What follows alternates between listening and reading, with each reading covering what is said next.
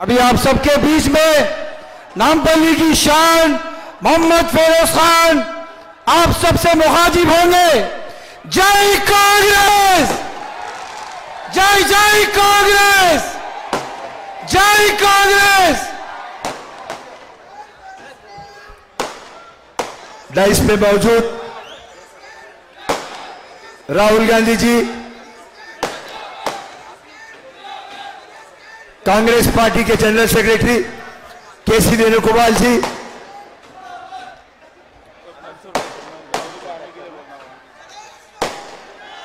हमारे AIC secretary Mansoor जी, jubilee hills के candidate Azharuddin जी, Ruby जी और तमाम हमारे सीनियर कायद, मेरे दोस्त, मेरे भाई, मेरे प्रेस, मेरी पुलिस और तमाम मेरी नामपल्ली, अस्सलाम वालेकुम, नमस्ते। सबसे पहले मैं राहुल गांधी जी का शुक्र अदा करता हूं। 2018 में नामपल्ली आए थे और आज फिर दूसरी बार फिर से नामपल्ली आ चुके हैं। कांग्रेस पार्टी और फिरोज खान का एक ही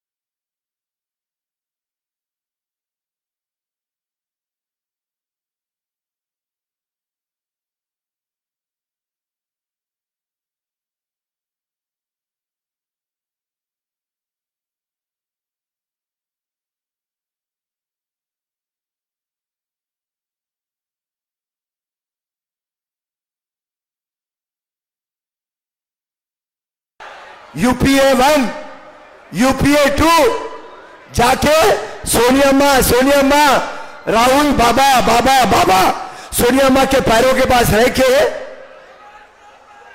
आज तुम कांग्रेस को बोल रही और कांग्रेस को खत्म करने के लिए सारे हिंदुस्तान में फिर रहे आप। असदुद्दीन को बोल रहा हूं, असदुद्दीन मुसलमानों का दुश्मन है तू मुसलमानों को डेवलप नहीं कर सकता। ओल्ड सिटी तू डेवलप नहीं करा, ओल्ड सिटी ब्लैक लिस्टेड है। उधर देखेंगे इंटरनेशनल सिटी, उधर देखेंगे पारमा सिटी, इधर देखेंगे फाइनेंशियल सिटी, इधर देखेंगे हाईटेक सिटी, इधर देखेंगे फिल्म सिटी। कैपिटल हैदराबाद, ये केसीआर डायनेस बना तो बोला, इस्तांबुल बना तो बोला। कभी पूछे असद मुख्यमंत्री 10 साल में तू नामपल्ली और हैदराबाद क्यों नहीं आया? नहीं पूछते आप कभी भी एक ही पॉइंट पे चुनाव लड़ते। बोकस वोट नामपल्ली वालों से पूछ रहा हूं, यहां पे बोकस वोट है या नहीं है?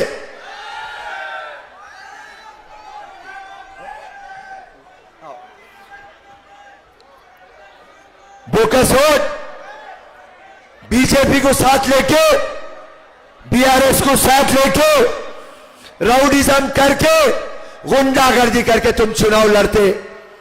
आज मैं यहां से पूरी पब्लिक के सामने आपको चैलेंज कर रहा हूं असदुद्दीन, अगर से आप मक्का मस्जिद में कुरान उठा लेंगे ये बोल के मैं बीजेपी की बी टीम नहीं हूं और मैं बोकस वोट नहीं जलाता हूं, मैं पूरी पब्लिक के सामने और राहुल गांधी जी के सामने बोल रहा हूं, असदुद्दीन के जाके पैरा पड़ लूंगा मैं। ये है हकीकत।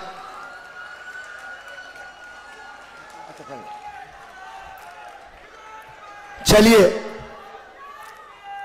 एक बात आखिरी लाइन बोलूंगा। 20 साल से यहां पे एमआईएम का कब्जा है। 2004, 2009, 2014, 2018 डेवलपमेंट रत्ती बराबर भी नहीं हुआ।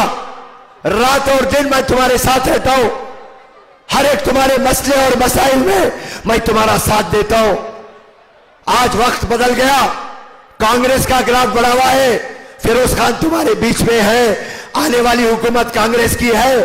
पूर्व से मैं आज एक वादा लेना चाह रहा हूं, हर कोई 30 नवंबर को हिंदू है तो मंदिर में पूजा करेगा, मुसलमान है तो नमाज पढ़ेगा, क्रिश्चियन है तो चर्च को जाएगा और पूरे जने अपने अपने मंदिर, मस्जिद, चर्च, गुरुद्वारा, हर एक इबादत खाने में कसम खाएंगे, कांग्रेस और फिरोज खान को जिताएंगे। जिता रहे ना पूरे? जरा हाथा उठाओ, हाथा उठाओ पूरे, जहां पे मेरी आवाज नहीं जा रही हाथा उठाओ। जय हिंद, जय कांग्रेस।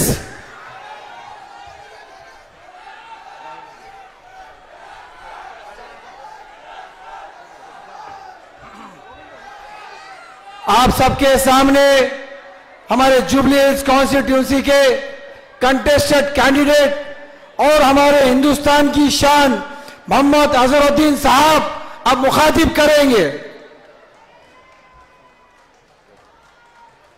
रिस्पेक्टेड राहुल जी, रिस्पेक्टेड केसी वेणुगोपाल जी, फिरोज खान, मैं इनको साजिद बोल के पुकारता हूं क्योंकि मैं बिल्कुल जब छोटे थे हमारे घर के साथ पास में ही रहते थे तो साजिद के नाम से पुकारते थे। अब इनका नाम फिरोज खान जो यहाँ से लड़ रहे हैं एमएलए।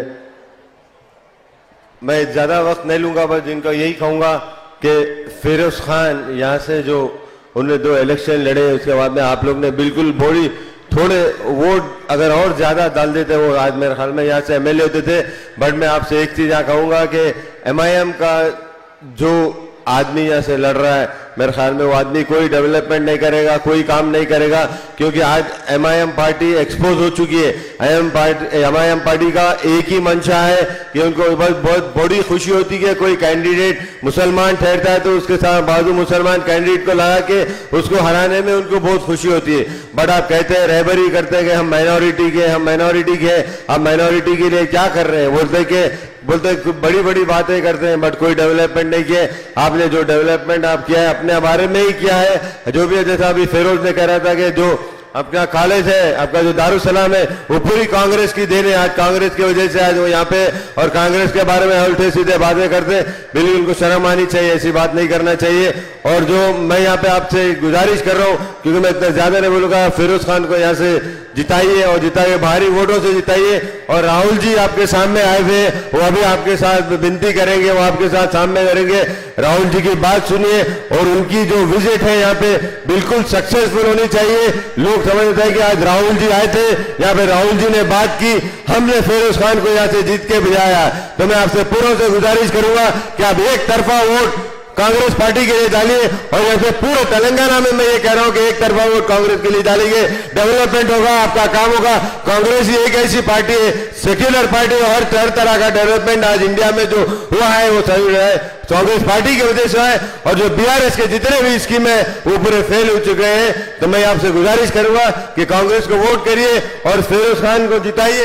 इंशाल्लाह यहाँ पे मैं नामपल्ली इतना डेवलपमेंट होगा, शायद कभी लाइफ में इतना डेवलप नहीं हुआ। बहुत बहुत शुक्रिया।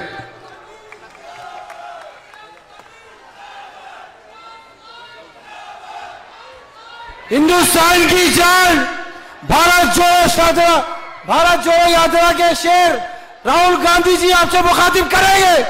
जय कांग्रेस।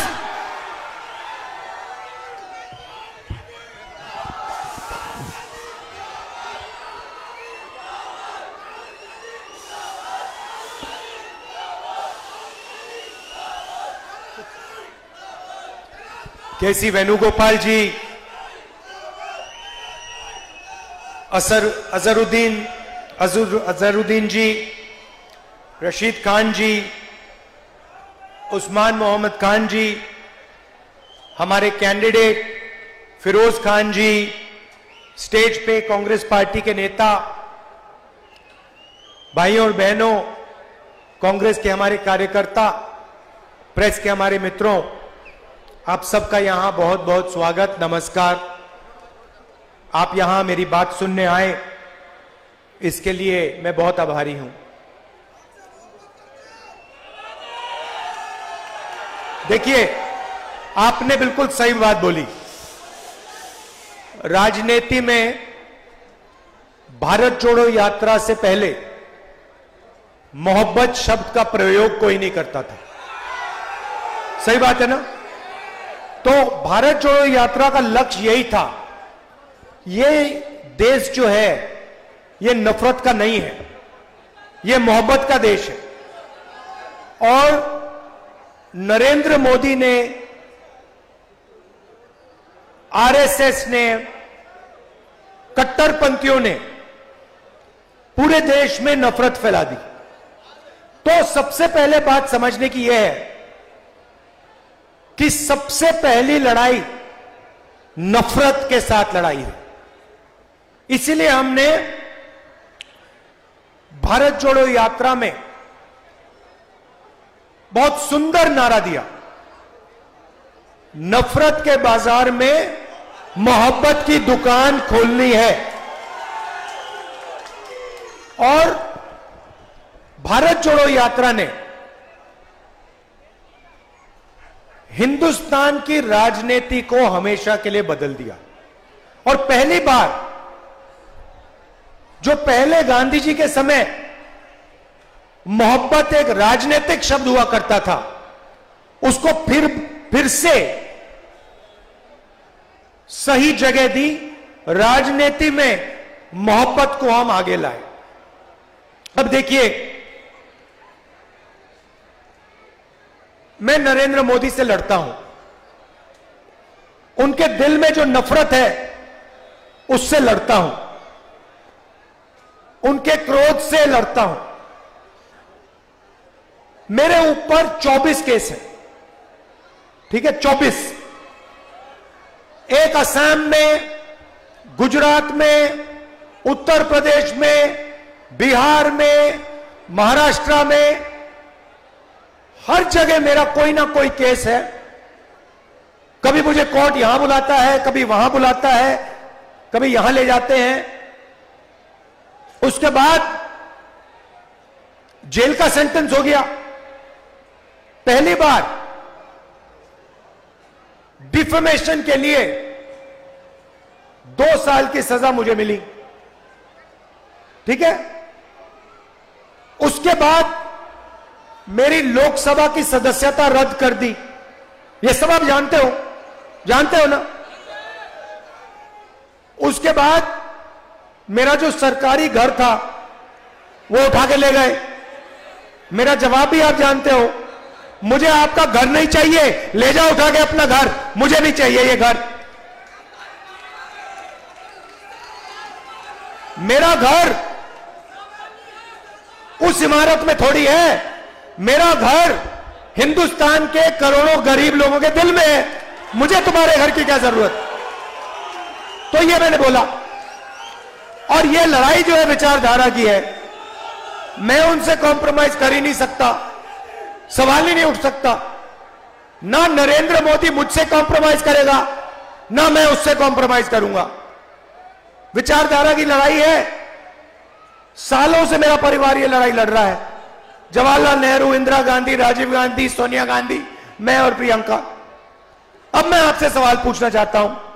मेरे ऊपर 24 केस, ओवैसी के ऊपर कितने केस? एक भी केस नहीं। मेरे ऊपर ईडी, सीबीआई, जो भी एजेंसी है वो 24 घंटा मेरा पीछा करते रहती है। ओवैसी के पीछे कौन सी एजेंसी है? ना ईडी, ना सीबीआई, ना इनकम टैक्स। खुला रास्ता दे रखा है नरेंद्र मोदी जी ने। तो सवाल उठता है कि ओवैसी पे एक भी केस क्यों नहीं?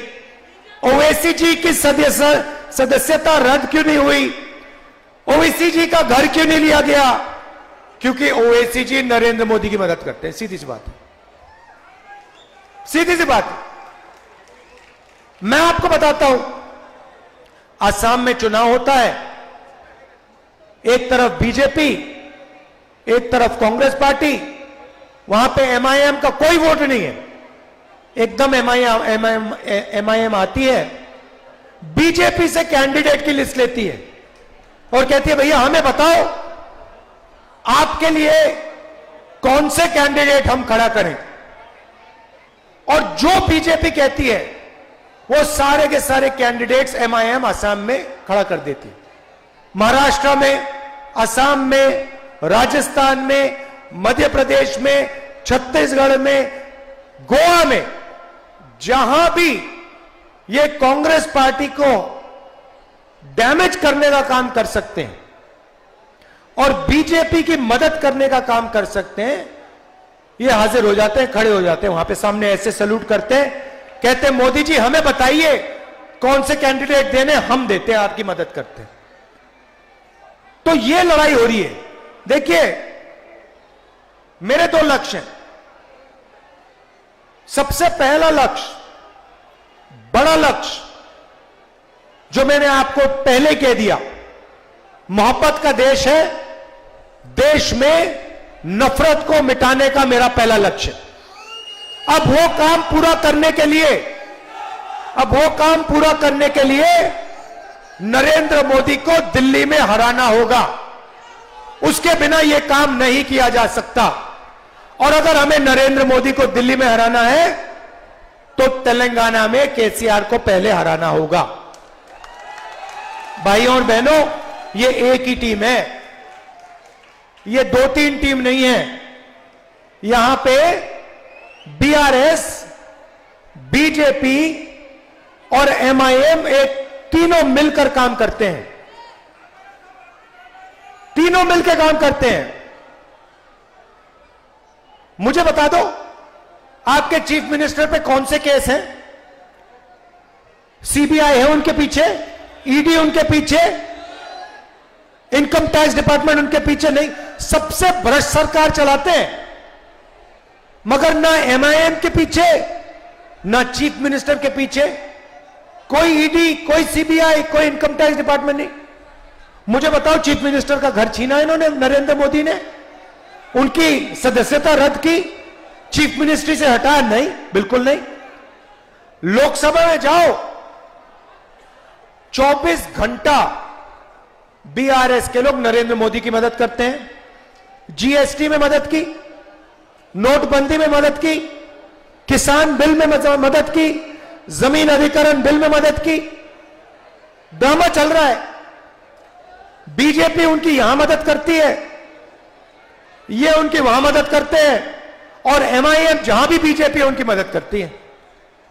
इसीलिए तेलंगाना में कांग्रेस पार्टी को जिताना है, भारी बहुमत से जिताना है, और उसके बाद तेलंगाना के बाद दिल्ली में चुनाव है, दिल्ली में नरेंद्र मोदी को हराना है। ये दो लक्ष्य हैं। अब तेलंगाना में आपके चीफ मिनिस्टर ने दोराला सरकार चला रखी है, हम प्रजाला सरकार चाहते हैं। दोराला सरकार मतलब चुने हुए लोगों को पूरा का पूरा फायदा देना। किसी भी सरकार में 2-3 जगह से पैसा बनता है, 2-3 जगह सबसे ज्यादा भ्रष्टाचार होता है, शराब, जमीन और रेत। तीनों मिनिस्ट्रियां केसीआर ने अपने रिश्तेदारों को दे रखी हैं। कलेश्वरम प्रोजेक्ट होता है, 1 लाख करोड़ रुपया तेलंगाना की जनता का चोरी हो जाता है। प्रोजेक्ट को बदल देते हैं, बढ़ा देते हैं पैसा। मैंने अपनी आंखों से जाके प्रोजेक्ट देखा, खंभों पे बड़े बड़े क्रैक आ गए हैं, पूरा का पूरा बराज धंस गया है। इरिगेशन मिनिस्टर कौन? आपके चीफ मिनिस्टर। पैसा किसके जेब में गया? उनके जेब में गया। एक ही काम करते हैं, तेलंगाना की जनता से पैसा लूटते हैं। धारिनी पोर्टल कहते हैं कि कंप्यूटराइजेशन लाएंगे, उसके बहाने करोड़ों लोगों से जमीन छीन ली। 20 लाख लोगों से सीधा उन्होंने जमीन छीन ली। कंप्यूटराइजेशन किया, जो जमीन उनको अच्छी लगी ले गए, अपने मित्रों को, अपने रिश्तेदारों को दे दी। यह है इनकी सरकार। हमसे पूछते हैं कांग्रेस पार्टी ने क्या किया? केसीआर जी, जिस यूनिवर्सिटी में आप पढ़े, जिस कॉलेज में आप पढ़े, वो कांग्रेस पार्टी ने बनाया था। जिन सड़कों पे आप चलते हो, वो कांग्रेस पार्टी ने बनाया। मेट्रो पे तो आप जाते नहीं हो, आप सिर्फ हवाई जहाज पे उड़ते हो, ऑटो में, मेट्रो में जाते नहीं हो। जिस मेट्रो हैदराबाद में मेट्रो किसने बनाई? कांग्रेस पार्टी ने बनाई, हमने बनाई। जिस एयरपोर्ट में आप हवाई जहाज से विदेश जाते हो, वो एयरपोर्ट आपने नहीं बनाया केसीआर जी, वो एयरपोर्ट कांग्रेस पार्टी ने बनाया। और जिस हैदराबाद से आप करोड़ों रुपए चोरी करते हो, उस हैदराबाद को इंटरनेशनल सिटी, दुनिया का सबसे मशहूर आईटी सिटी कांग्रेस पार्टी ने बनाया केसीआर जी। बात समझिए आप। अब आपका टाइम खत्म हो गया यहां पे, अब बाय बाय केसीआर का टाइम आ गया है। कुछ ही दिन में केसीआर जी की यहां पे बाय बाय हो जाएगी। और हमने 6 गारंटी दी है। दोराला सरकार को प्रजाला सरकार में बदलने वाली गारंटी। सबसे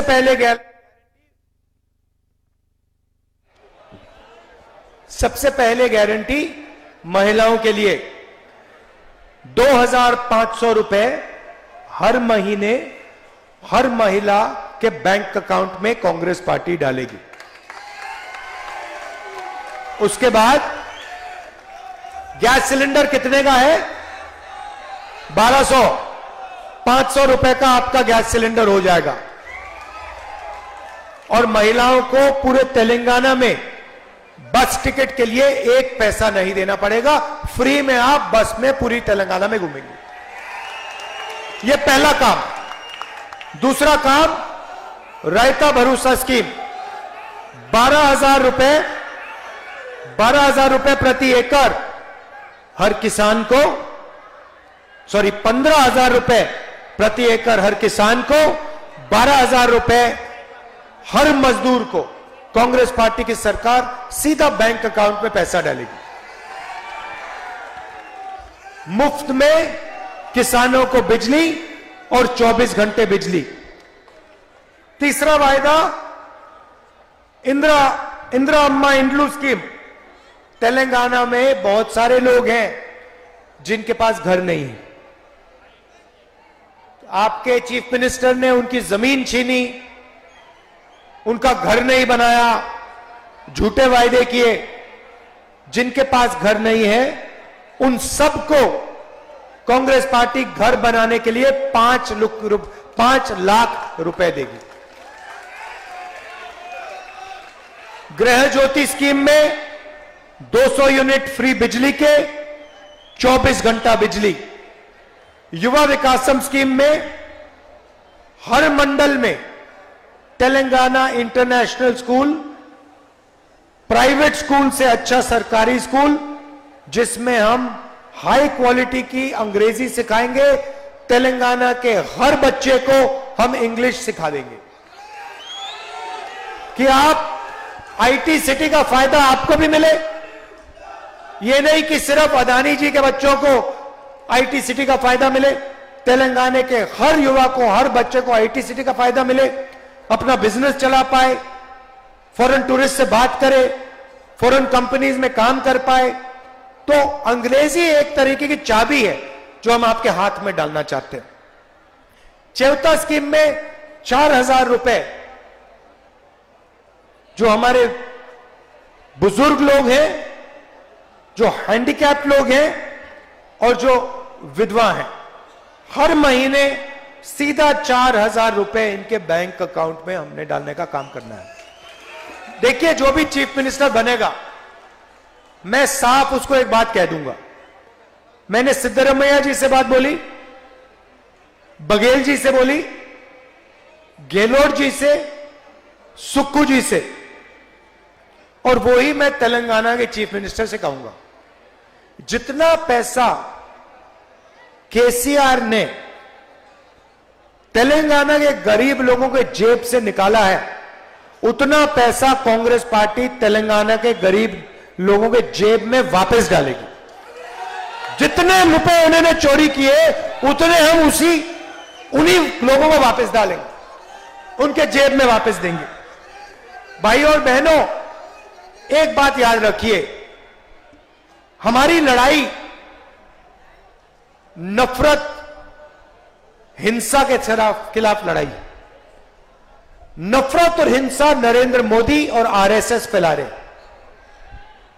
ये लोग जो हैं, चाहे वो एमआईएम हो, चाहे वो केसीआर हो, ये बीजेपी की मदद करते हैं, देश में नफरत फैलाने लोगों की मदद करते हैं।